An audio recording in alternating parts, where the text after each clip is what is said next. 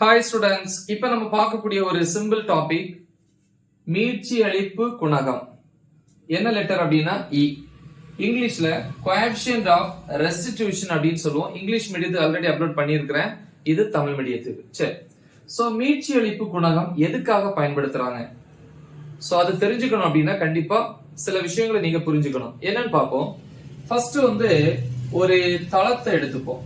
தளம் அப்படின்னா தெரியும், தரையா இருக்கலாம், இல்ல மேஜையினுடைய மேல் பகுதி, இல்ல அதுவும் ஒரு தளம் தான். இந்த தளத்துல பாத்தீங்கன்னா ரெண்டு வகையான பொருட்களை விழ வைக்கிறேன். ஒண்ணு ரப்பர் பந்து, இன்னொன்னு பிளாஸ்டிக் பந்து. இப்ப ரப்பர் பந்து இந்த தளத்துல விழுந்து என்ன பண்ணும்? கண்டிப்பா பட்டு மேலே எழும்பும் இல்லையா?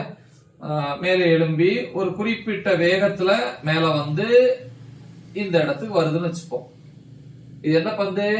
இது ரப்பர் பந்து அப்படின்னு வச்சுக்கலாம். அதே நேரத்துல இன்னொரு பிளாஸ்டிக் பந்தையும் விட வைக்கிறேன். அதே நேரத்துல அதே தளத்துல ஒரு பிளாஸ்டிக் பந்து,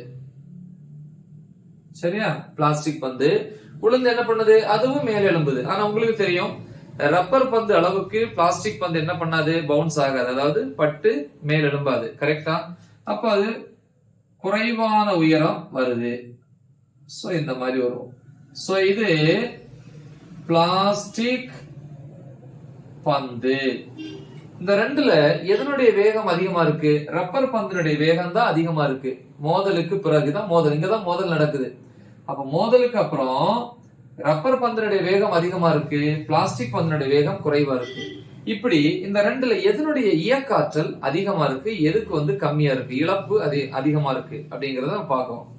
சோ அப்ப இயக்காற்றல் அப்படின்னு இங்கிலீஷ்ல கைனெட்டிக் எனர்ஜின்னு சொல்லுவோம். என்ன ஃபார்ம்ல இயக்காற்றலுக்கு? ½ mv². mங்கிறது நிறை. மோதலுக்கு அப்புறம் சரி, மோதலுக்கு முன்னாடி சரி, ரெண்டு பொருட்களின் நிறை மாற போறது இல்ல. ஆனா திசை வேகம் விங்கிறது திசை வேகம் மாறும் இல்லையா? பந்தை பொறுத்த வரைக்கும் திசை வேகம் அதிகமா இருக்கு, அதாவது ரப்பர் பந்தை பொறுத்த வரைக்கும் அதிகமா இருக்கு. பிளாஸ்டிக் பந்தை பொறுத்த வரைக்கும் மோதலுக்கு அப்புறம் திசை வேகம் குறையுது. அப்ப எங்க திசை வேகம் குறையுதோ, இது குறைஞ்சுன்னா இயக்காற்றல் குறைவா இருக்கும். அப்படின்னா ரப்பர் பந்தினுடைய இயக்காற்றல் அதிகம் மோதலுக்கு பிறகு, அதே நேரத்துல பிளாஸ்டிக் பந்தினுடைய இயக்காற்றல் குறைவு. அப்ப இயக்காற்றல் இழப்பு இங்க அதிகமா இருக்கு, இழப்பு அதிகமா இருக்கு. கரெக்டா? அப்ப மோதலுக்கு அப்புறம் இரண்டு பொருட்களினுடைய இயக்க ஆற்றலை கணக்கிடுறதுக்காக பயன்படுத்தக்கூடிய ஒரு பரிமாணம் அற்ற ஒரு எண், அதுதான் மீட்சி அளிப்பு குணகம். இதுக்கு பரிமாணம் கிடையாது, அலகே கிடையாது, இது ஒரு எண். ஓகேவா? அதனால இதை மீட்சி அளிப்பு குணகம், இங்கிலீஷ்ல லெட்டர் இ அப்படின்னு சொல்லி எடுத்துக்கிறோம். கரெக்டா? இது எப்ப? மோதலுக்கு பிறகு. சரியா? மோதலுக்கு பிறகு பொருட்களினுடைய இயக்க ஆற்றலை கணக்கிடுறதுக்காக. சரியா? ஓகே, இதுக்கு வரையறை இருக்கு, என்ன எழுதும் பார்ப்போம். மீட்சி அளிப்பு குணகம் E எதுக்குள்ள தகவல் அப்படின்னா விலகும் திசைவேகம். விலகும் திசைவேகம் என்கிறது மோதலுக்கு அப்புறம் என்ன ஆகுது? பட்டு மேல எழும்புது இல்லையா? அப்ப விலகுது. கரெக்டா? விலகும் திசைவேகம் இது மோதலுக்கு பின் பை நெருங்கும் திசைவேகம். மோதலுக்கு முன்னாடி நெருங்கி வரும் தளத்தை இல்லையா? அதான் நெருங்கும் திசைவேகம். சோ இது மோதலுக்கு முன்னாடி வரக்கூடியது, மோதலுக்கு முன் அப்படின்னு சொல்லலாம். சோ இன்னொரு எக்ஸாம்பிள் கூட நம்ம எழுதிக்கலாம், உங்களுக்கு இன்னும் புரிஞ்சுக்கிறது ஈஸியா இருக்கும். இப்ப ஒரு தளம் இருக்குன்னு வச்சுக்கோமே, இதே மாதிரி ரெண்டு பொருள். சோ இது ஒரு பொருள், இது இன்னொரு பொருள். தொடக்கத்துல இந்த ரெண்டு பொருளும் ஒரு குறிப்பிட்ட திசை வேகத்துல போயிட்டு இருக்கு. இதனுடைய நிறை m1 வச்சுக்கலாம், இதனுடைய நிறை m2 வச்சுக்கலாம் இல்லையா? இது m1, இது m2. இதனுடைய திசை வேகம் தொடக்கத்துல u1, இதனுடைய திசை வேகம் u2. இது மோதலுக்கு முன்னாடி. கரெக்டா? அடுத்து மோதலுக்கு அப்புறம் பாத்தீங்கன்னா ஒருவேளை ரெண்டு பொருளும் சேர்ந்தாவும் போலாம், இல்ல பிரிஞ்சும் போலாம். பிரிஞ்சு போச்சுன்னு எப்படி போகும்? இப்படி ஒரு பொருள், இப்படி ஒரு பொருள் பிரிஞ்சு போகும்போது மோதலுக்கு அப்புறம் முன்னாடி போகக்கூடிய பொருளுடைய வேகம் கூடும், பின்னாடி போகக்கூடிய பொருளுடைய வேகம் குறையலாம், இல்ல மாறி கூட நடக்கலாம். மொத்தத்துல அதனுடைய வேகம் மாறுது. அப்ப இதனுடைய நிறை m1, இது m2. திசை வேகம் பாத்தீங்கன்னா முதல் பொருளுக்கு இறுதி திசைவேகம் v1, இரண்டாவது பொருளுக்கு v2. என்ன நடக்கும் பாருங்களேன். இப்ப u1 ஓட மதிப்பு 3 ms பவர் -1. ஒரு எடுத்துக்காட்டு, u2 ஓட மதிப்பு 2 ms பவர் -1. இப்படி இருந்தாதான் கண்டிப்பா மோதல் நடக்கும். பின்னாடி போகக்கூடிய பொருளினுடைய திசைவேகம் அதிகமா இருக்கணும், அப்பதான் இடிக்கும். மோதலுக்கு அப்புறம் என்ன ஆகும் அப்படின்னா, முன்னாடி போகக்கூடிய பொருள் வந்து கொஞ்சம் ஃபாஸ்டா போகும் இடிக்கிற இடியில. அப்ப இதுக்கு என்ன கிடைக்கும் அப்படின்னா, முதல் பொருளுடைய தொடக்க திசைவேகம் இருக்கு இல்லையா, 3 ms பவர் -1 இது கிடைக்கும். இதுக்கு 2 ms பவர் -1 இப்படி மாறும். கரெக்டா? எஸ். சோ இத வந்து நம்ம ஃபார்முலா படி எழுதலாம். எவ்வளவு வித்தியாசம்? ஒன்று தானே வித்தியாசம். கரெக்டா? இதற்கு நான் எக்ஸ்பிளைன் பண்ணியிருக்கேன். இதை வச்சுதான் நம்ம சொல்லியிருப்போம், நேர்கோட்டு உந்தம் மாறாது, ஏக்காட்டிலும் மாறாதுன்னு சொல்லி நம்ம ஏற்கனவே படிச்சிருக்கோம். எனிவே இந்த ரெண்டுக்கு என்ன வித்தியாசம்? ஒன்றுதான் வித்தியாசம். ஃபார்முலா எப்படி வரும்? u1 minus u2 3 minus 2. இங்க எப்படி வரும்? v1 minus v2 கிடையாது அப்படின்னா அது -1. அப்ப மாறி வரும். எப்படி வரும்? v2 minus v1. இது மோதலுக்கு பிறகு, இது மோதலுக்கு முன்னாடி. அப்ப மோதலுக்கு பின் அப்படின்னா அது விலகும் திசை வேகம். என்னது? v2 minus v1. அப்ப e equal to v2 minus v1 by நெருங்கும் திசை வேகம்னா மோதலுக்கு வரக்கூடியது, நெருங்குறது. இதான் நெருங்குறது, இது விலகுறது. இது நெருங்குறது. கரெக்டா? மோதலுக்கு வரக்கூடியது என்னது? u1 minus u2 அப்படின்னு எழுதலாம். இதுதான் ஃபார்முலா. சரியா? இனி ரெண்டு விஷயம் இருக்கு. ஒன்னு மீட்சி மோதல், இன்னொன்னு மீட்சி அற்ற மோதல். மீட்சி மோதல்னா மோதலுக்கு அப்புறம் ரெண்டும் தனித்தனியா பிரிஞ்சு போறது.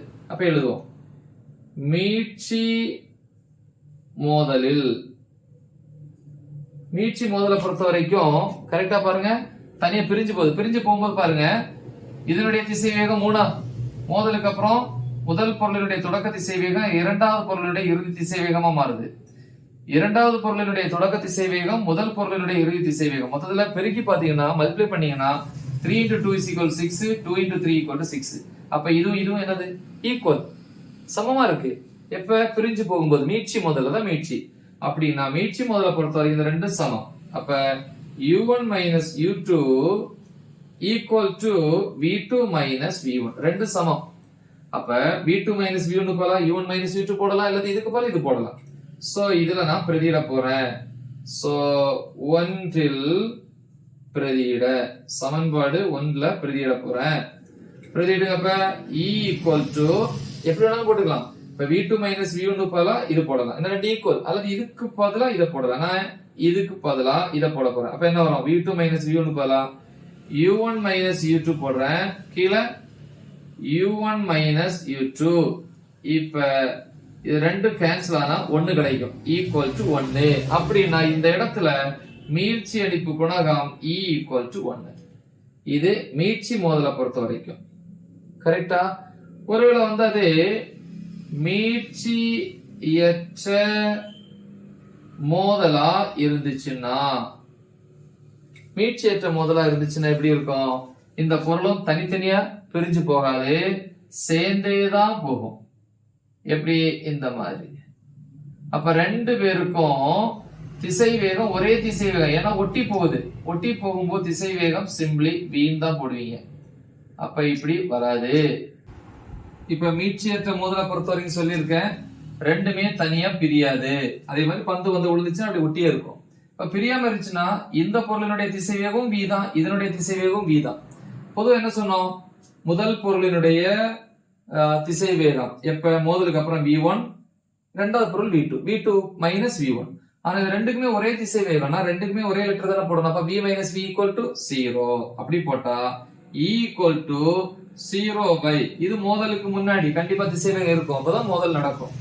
அது அப்படி எழுதணும், u1 minus u2. அப்ப என்ன வரும்? equal to 0. இதுல இருந்து e னுடைய மதிப்பு 0. அப்ப முழு மீட்சி மோதலா இருந்ததுன்னா பிரிஞ்சு போகும்போது e னுடைய மதிப்பு 1. முழு மீட்சி மோதல், அதாவது எந்த வேகத்துல வந்து விழுதோ அதே வேகத்துல திரும்பி போறது. அடுத்து மீட்சியற்ற மோதலா இருந்துச்சு அப்படின்னா கண்டிப்பா மோதலுக்கு அப்புறம் பிரிஞ்சு போகாது, சேர்ந்தே போகும். அப்ப ரெண்டு பேருக்கு இடையில திசை வேக மாறுபாடே இருக்காது. அப்ப ரெண்டுக்கும் ஒரே வேல்யூ போட்டா 0 வந்துடும். ஓகேவா? அப்படின்னா இந்த மீட்சி மோதலை பொறுத்த வரைக்கும் ரெண்டு திசை வேகம் சமமா இருந்தா அந்த இடத்துல இயக்க ஆற்றல்ல இழப்பு எதுவுமே இருக்காது.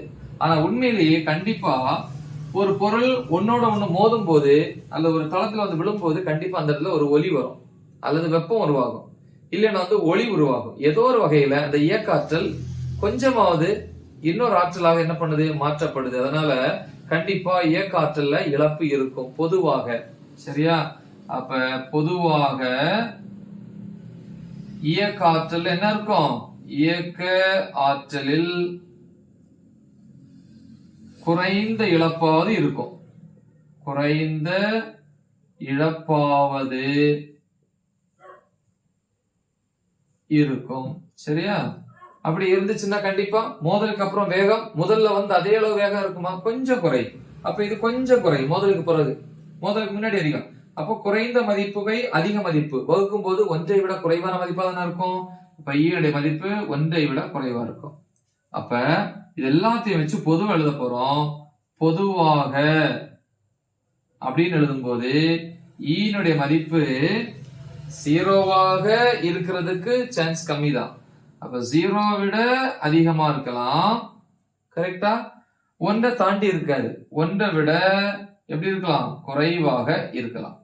இப்ப ஈனுடைய மதிப்பு 0 விட அதிகமா இருக்கலாம். கரெக்டா? 1 விட குறைவாக இருக்கலாம். இது பொதுவாக. சரியா? சோ இதுதான் வந்து எல்லாத்துக்குமே பொருந்தக்கூடியது. ரைட்? சோ சிம்பிளான ஒரு டாபிக் தான். நல்ல தெளிவா பிராக்டிஸ் பண்ணுங்க. மறக்காம இதை உங்க ஃப்ரெண்ட்ஸுக்கு ஷேர் பண்ணுங்க. All the best. தேங்க்யூ.